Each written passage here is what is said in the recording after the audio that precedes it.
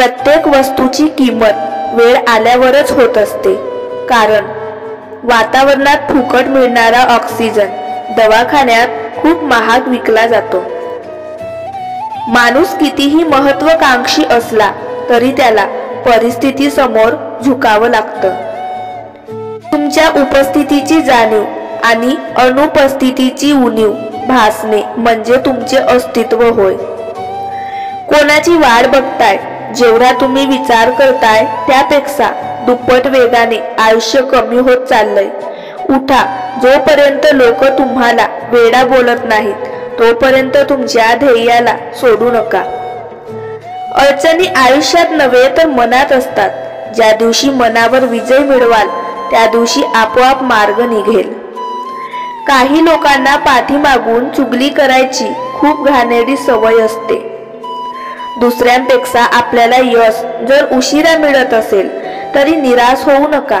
हा विचार करा की घरापेक्षा राजवाडा तयार व्हायला जास्त वेळ लागतो। मैत्री अशी करा जी दिसली नाही तरी चालेल पण जाणवली पाहिजे। कितीही मोठा पाठिंबा असला तरी यशस्वी तोच होतो ज्याच्या रक्तात जिंकण्याची हिंमत आणि लढण्याची धमक असते।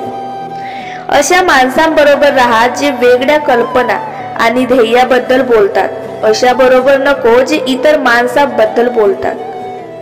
दगडाचं तर ठीक आहे, थोडा शेंदूर फासला म्हणजे एखादा देव तरी तयार करता येईल, पण माणसाला असा कोणता रंग द्यावा म्हणजे माणसाचा माणूस बनवता येईल?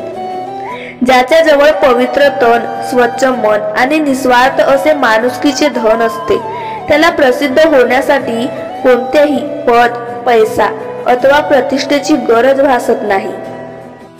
एकदा देवाच्या पायात पडलेली फुले देवाच्या गळ्यातील फुलांना म्हणाली, तुम्ही असे कोणते पुण्य केले की तुम्ही आज देवाच्या गळ्यात आहात?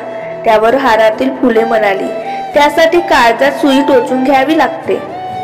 खेळ म्हटलं की हार जीत ही आलीच, प्रत्येक वेळेस जिंकालच असं नाही, पण तुम्ही शेवटपर्यंत कसे लढता हे खूप महत्त्वाचं आहे। एक दिवस सावलीला सहज विचारलं, तू नेहमी माणसाच्या सोबत का असते? सावलीने हसून उत्तर दिलं, मी सोडली तर तुम्हा माणसांना साथ देत तरी कोण? प्रश्न फक्त संस्कार आणि आदर या दोन गोष्टीचा आहे। नाहीतर जो माणूस ऐकून घेऊ शकतो तो चार गोष्टी ऐकून पण शकतो। क्षमा चूक करणाऱ्याला दिली जाते, धोका देणाऱ्याला नाही। मोती हवा असेल तर समुद्राच्या तळाशी जावंच लागतं।